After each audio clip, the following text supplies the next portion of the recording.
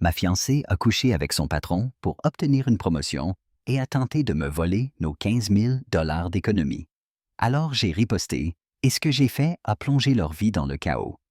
J'ai 29 ans, je m'appelle Lucas et j'ai rencontré ma fiancée Chloé, 28 ans, à une soirée chez un ami il y a 5 ans. J'étais le gars qui traîne devant la table des snacks classiques quand cette brune sublime s'est approchée et m'a demandé si je gardais les chips ou si j'étais juste socialement maladroit. Les deux, évidemment. Le courant est tout de suite passé. On s'est échangé nos numéros ce soir-là et peu après, on a commencé à sortir ensemble. Franchement, tout était parfait. 4 ans plus tard, je lui ai passé la bague au doigt. Ces années ont été parmi les meilleures de ma vie. Je ne vais pas mentir, on avait des blagues privées qui nous faisaient rire jusqu'à ne plus pouvoir respirer, comme la fois où on s'est perdu en rando et qu'on a atterri dans un champ d'un agriculteur au hasard. Chloé l'a convaincu qu'on était photographes animaliers pour éviter les problèmes. Ou notre rituel du dimanche matin, où on faisait des pancakes improbables et on notait les créations de l'autre. Son mélange myrtille-chocolat gagnait toujours, va savoir pourquoi. On formait une vraie équipe.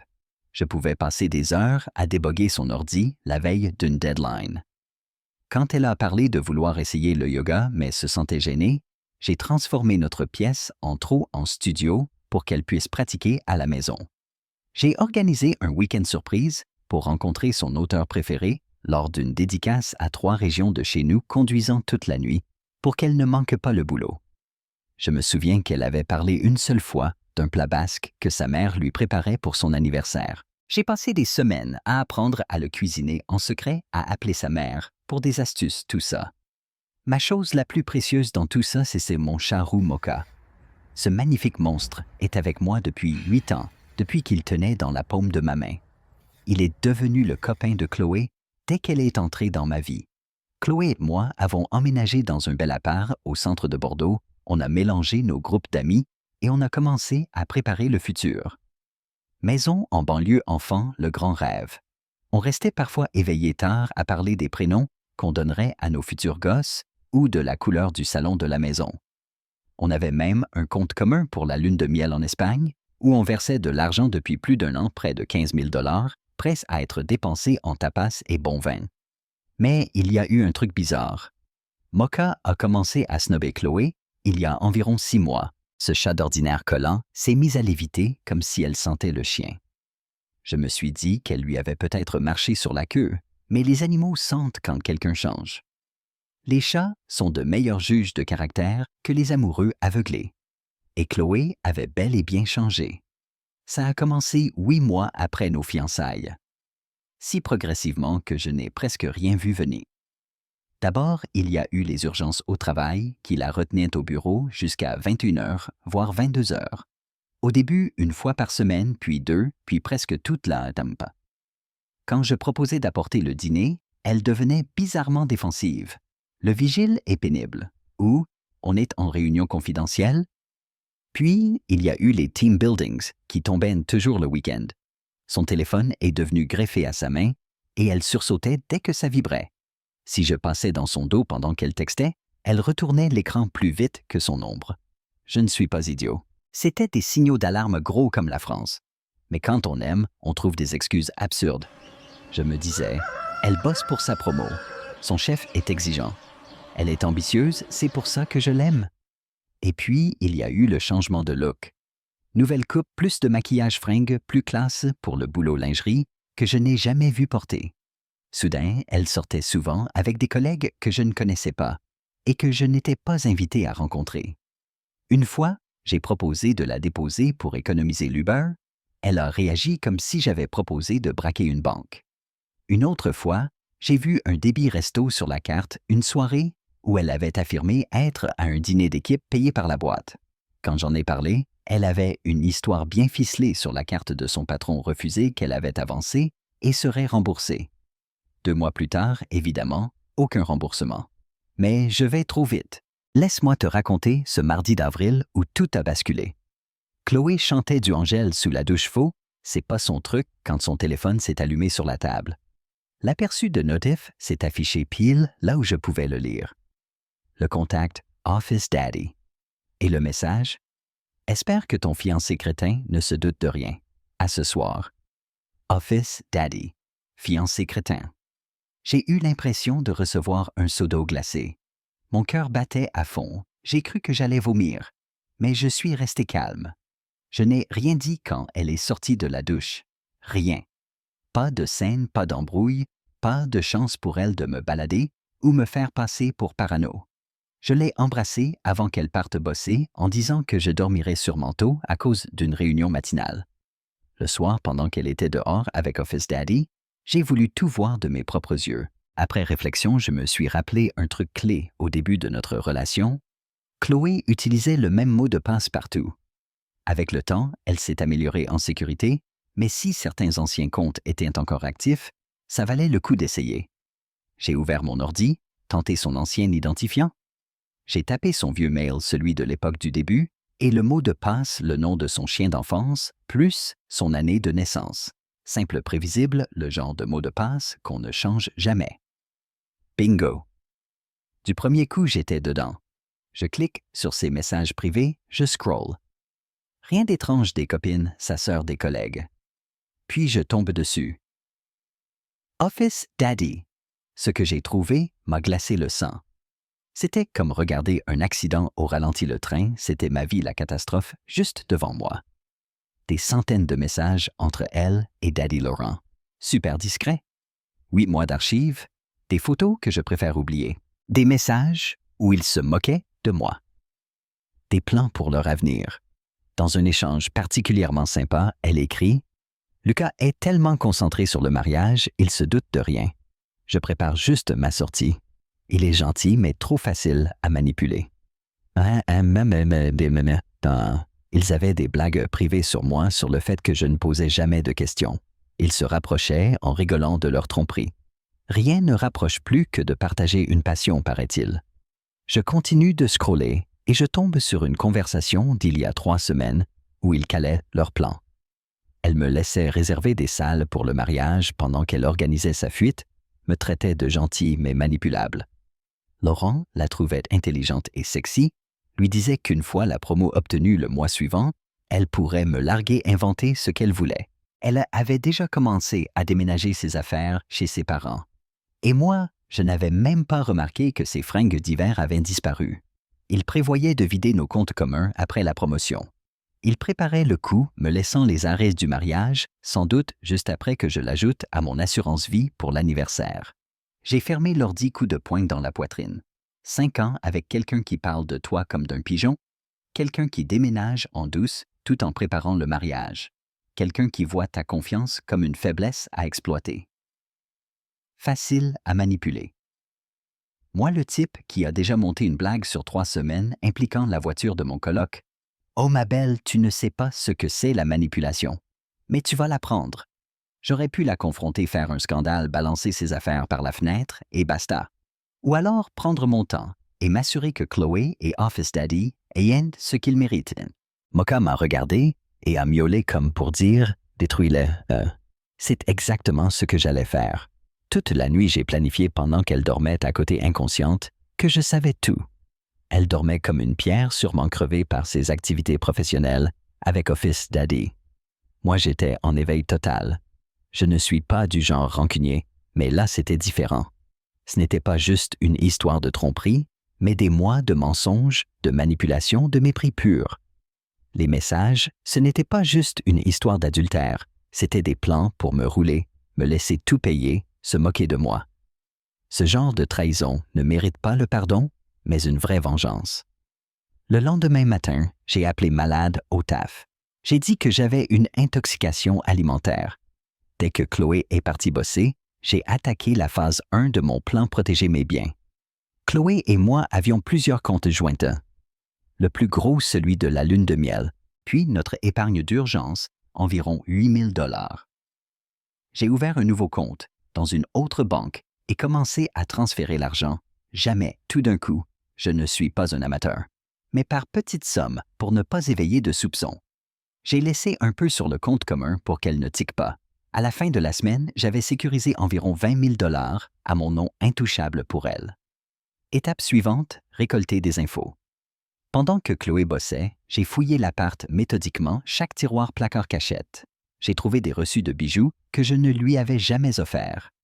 Un collier à 600 $, des boucles à 900, un bracelet à plus de 1000.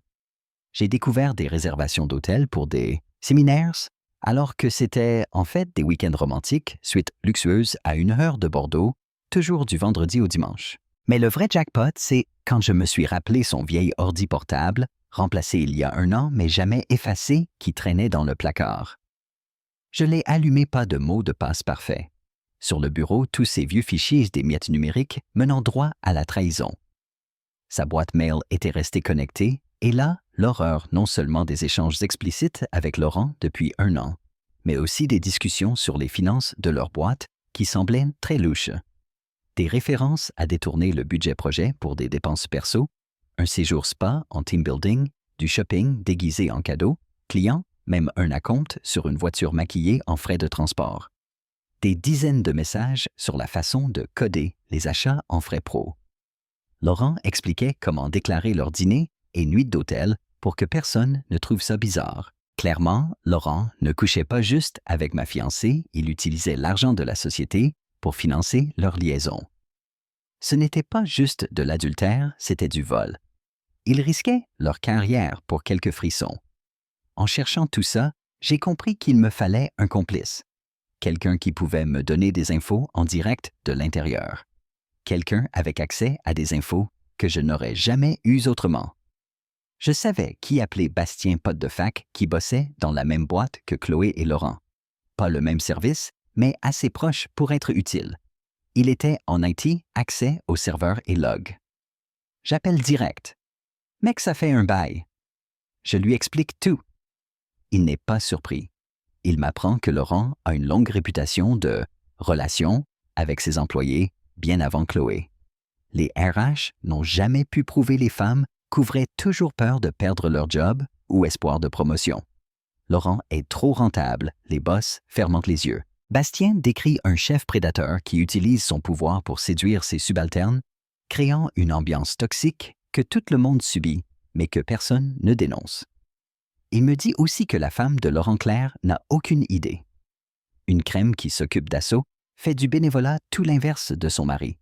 Je me suis senti mal pour elle, une autre victime.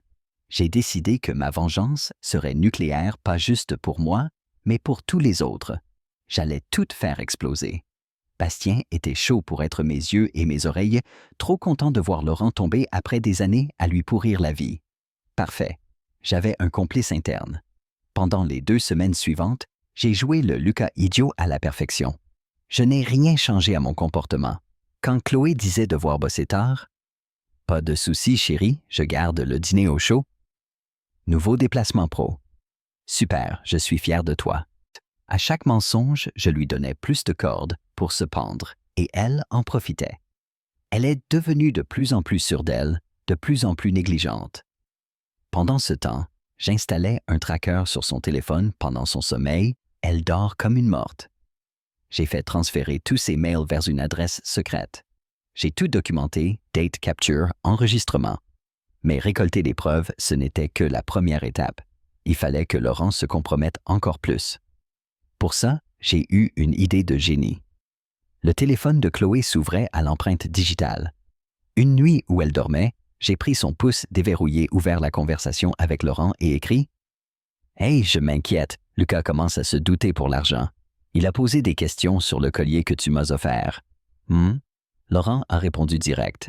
« T'inquiète pas, il ne captera rien. » Il se vantait d'avoir payé le collier avec le budget projet Mars, un compte client qu'il gérait à 100%. Quand j'ai insisté sur le risque d'utiliser l'argent de la boîte, il s'est vanté de le faire depuis des années, expliquait comment répartir les dépenses, créer de faux fournisseurs, falsifier des factures. Confession complète de fraude. J'ai tout capturé, puis effacé le message sur son téléphone. Jackpot. Le lendemain, Bastien m'écrit « Mec, tu vas pas croire, Laurent vient de valider une dépense animation client de 5 000 € sans aucun justificatif. La compta pose des questions, il les envoie bouler. » Tout s'imbriquait. Laurent ne trompait pas que sa femme, il commettait une fraude. Et Chloé profitait de la fraude. 2 motifs de licenciement, voire de poursuite. Ce week-end-là, j'ai compilé un dossier détaillé croisant toutes les dépenses suspectes, les bijoux de Chloé, les week-ends, les soins. Bastien m'a aidé en récupérant des infos côté compta. Dimanche soir, j'avais de quoi les couler tous les deux. Mais il me restait une carte à jouer, prévenir Claire, la femme de Laurent. Elle méritait de savoir. Dans le salon, en caressant Mocha peaufinant mon plan de vengeance, Chloé est rentrée d'un énième meeting. Elle m'a embrassé en demandant ce que je faisais. Je pensais à l'avenir, ai-je répondu sourire qui n'atteignait pas mes yeux. « Oh, c'est mignon », a-t-elle dit sans percevoir le danger. « Je vais prendre une douche. » En passant, Mocha affelait ce qu'il faisait de plus en plus. Il savait, moi aussi. La tempête arrivait. Lundi matin, prêt pour la phase suivante. Au lieu de balancer direct toutes les preuves, j'ai tout envoyé à Bastien, mon complice devenu indispensable. Bastien était ravi. Laurent lui avait gâché la vie, ce serait sa revanche. Le lendemain, Bastien m'appelle à la pause déjeuner. Laurent a été convoqué au service compta pour un audit surprise, il était livide. Après, il a couru voir les RH pour avouer sa liaison avec Chloé croyant prendre de vitesse le scandale, mais les RH étaient déjà alertés par des plaintes pour favoritisme. C'était mieux que je n'aurais espéré. Il s'enfonçait tout seul, persuadé d'être découvert. Et le plus beau, je n'avais même pas encore joué ma carte principale. Il était temps d'accélérer. J'ai contacté Claire, la femme de Laurent. Facile à trouver, elle a un Insta public pour son assaut. J'ai créé un mail anonyme, rédigé un message soigneux. « Bonjour Claire, désolé de vous contacter ainsi, mais je pense que vous méritez la vérité. Votre mari Laurent a une relation avec son employée Chloé Martin depuis au moins 8 mois. Je joins des captures de conversation. Je ne fais pas ça pour vous blesser, mais parce que vous avez droit à l'honnêteté. » J'ai joint juste assez de preuves pour l'adultère, garder la fraude pour plus tard. 2 jours après, Bastien m'écrit « Mec, tu vas pas croire. » Claire a débarqué au bureau à gifler Laurent en pleine réunion et a hurlé qu'elle savait tout. Il s'est enfermé dans son bureau sécurité la raccompagner. Chloé a appelé malade. J'ai souri. Phase 1, terminée. Phase 2, la fraude. J'ai compilé un dossier complet Hotels codé en déplacement pro-bijoux comme cadeau client dîners événements d'équipe alors que c'était juste eux deux. Au total, au moins 75 000 $ détournés en un an. Avec Bastien, j'ai créé un mail anonyme, envoyé tout ça au DAF, à toute la compta, au conseil d'administration, à tous les salariés. Chloé comprise, objet fraude, détournement, abus. Le dossier, Laurent Martin. Le mail est parti à 9h15 un mardi, l'heure où tout le monde s'installe avec le café. J'imaginais le chaos savourant d'avance. Pendant ce temps, Mocha ronronnait sur mes genoux comme s'il approuvait. Le soir, Chloé n'est pas rentrée. 0 appel, 0 message. Mais Bastien m'a tout raconté. Laurent escorté par la sécurité ordi et téléphone confisqué. Chloé interrogée par les RH et la direction juridique. Le DAF a convoqué tout le monde pour évoquer la gravité des accusations. Les gens pariaient sur une visite de la police le lendemain. J'ai dormi mieux que depuis des mois, sachant que la justice divine travaillait enfin. La tempête que j'avais préparée faisait rage, et moi, j'étais spectateur à distance. Le lendemain, mail du gestionnaire d'immeuble, j'avais bien demandé que le nom de Chloé soit retiré du bail. J'avais déjà trouvé un nouveau logement à Bordeaux, payé la caution réservée les déménageurs pour la fin de semaine. Chloé et Laurent se croyaient malins à préparer leur avenir sur mes ruines. Mais ils avaient oublié un détail, je n'étais pas le pigeon qu'ils croyaient. Ils allaient l'apprendre à leurs dépens. Les 48 heures suivantes furent un festival. Mon téléphone explosait de notifications, surtout Chloé, quelques amis communs, même un numéro inconnu qui s'est révélé être Laurent. J'ai tout ignoré. Qu'ils paniquent, qu'ils s'agitent, Bastien m'a raconté l'apocalypse au boulot après mon mail, la boîte a enclenché le mode crise. Le DAF et la direction juridique confinés en salle de réunion montagne de dossiers. Conseil d'administration convoqué. Un mardi ordinaire, non.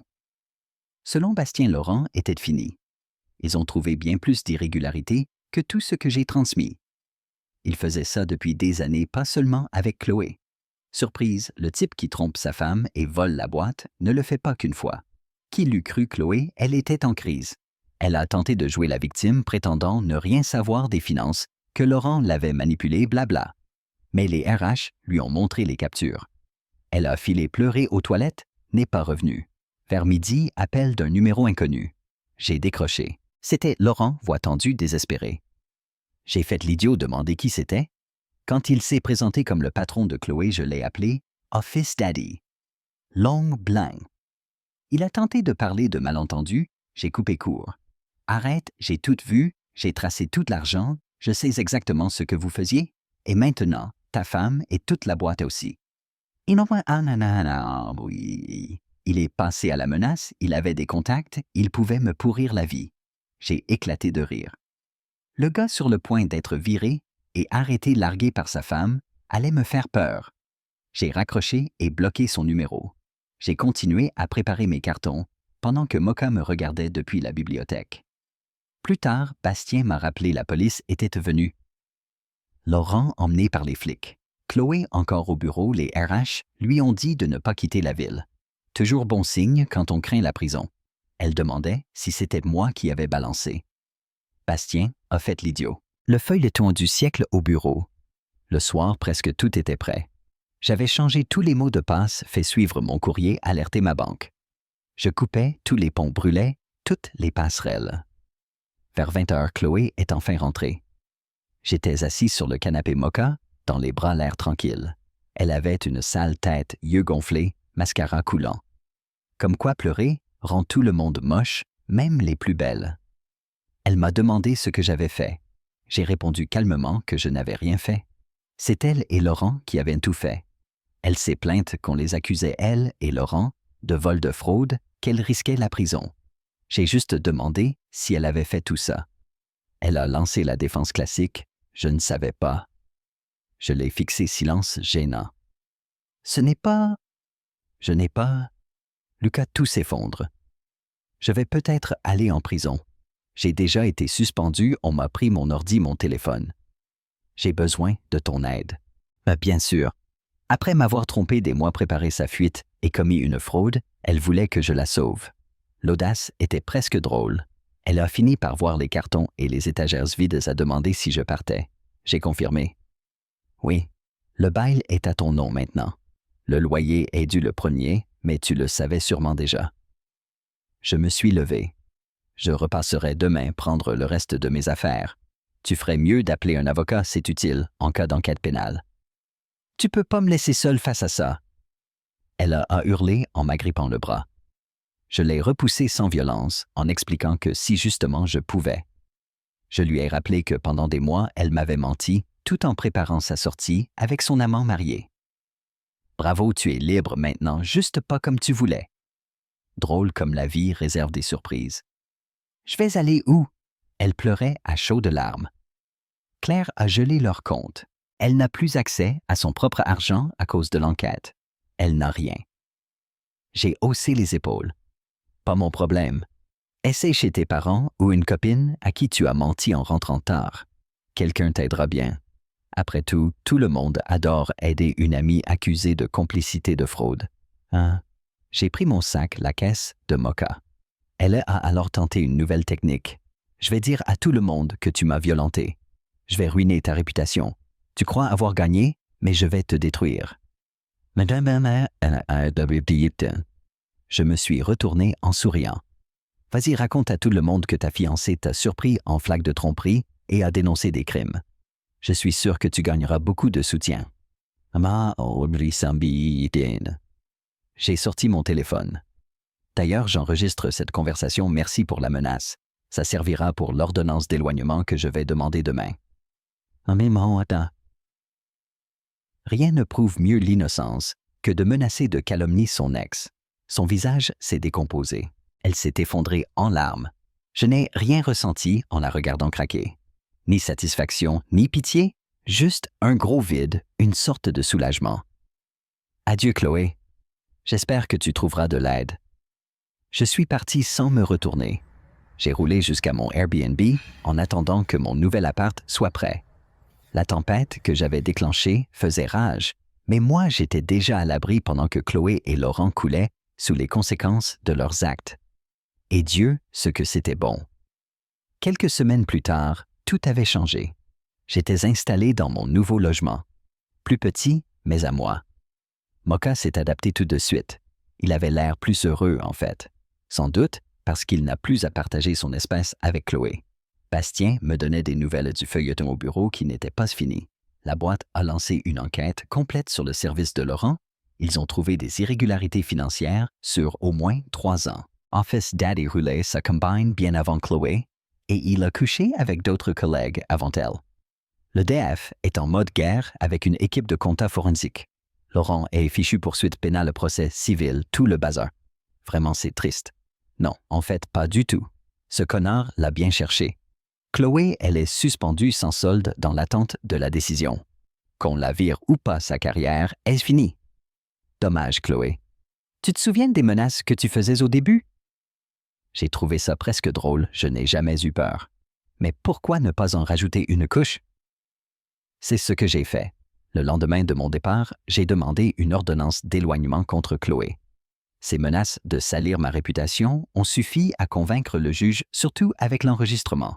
Elle ne peut plus s'approcher à moins de 150 mètres de moi, de chez moi, de mon boulot, ni me contacter d'aucune manière. Si elle transgresse, c'est la prison. J'ai aussi résilié le bail de l'ancien appart pour que seul son nom reste dessus. Soit elle paye tout, soit elle se fait expulser. Son problème, plus le mien. Le mariage, évidemment, annulé. La plupart des prestataires m'ont remboursé une partie. Le gérant de la salle m'a même tout rendu en disant « Ce type ne mérite pas ton argent ». Je n'ai pas discuté. Le budget lune de miel est mon budget vacances solo. Je vise le Japon à la place de l'Espagne.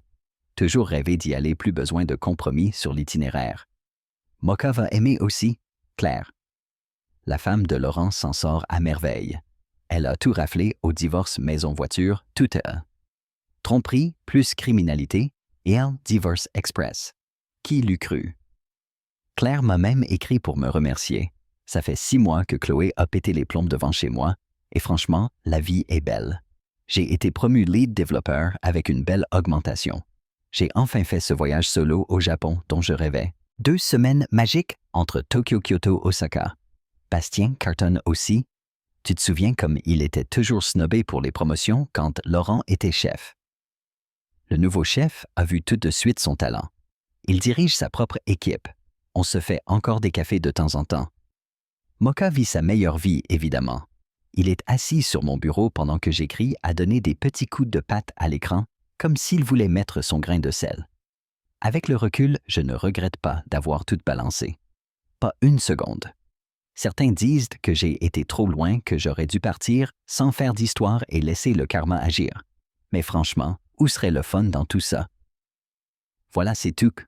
Laurent se fait sûrement de nouveaux amis en prison. Chloé apprend que ses actes ont des conséquences. Et moi, je profite de la vie d'une promotion et du chat le plus intuitif du monde. Si j'ai appris une leçon de tout ça, c'est qu'il faut écouter son instinct. Quand tu sens qu'un truc cloche, c'est sûrement le cas. Et si ton chat se met brusquement à bouder ta fiancée, il vaut mieux ouvrir les yeux. Je ne souhaite ça à personne, mais honnêtement, je suis mieux aujourd'hui qu'avant. Si jamais tu vis une histoire similaire, assure-toi de réunir des preuves et de sécuriser tes finances avant de tout faire sauter. Pour ceux qui demandent si j'ai eu des nouvelles de Chloé après spoiler, oui, et c'était pathétique. Je viens de réserver mon voyage solo au Japon. Mocha vient, bien sûr. Chloé pensait me voler l'argent de la lune de miel. Raté, ma belle. Je vais manger du wagyu et vivre ma meilleure vie.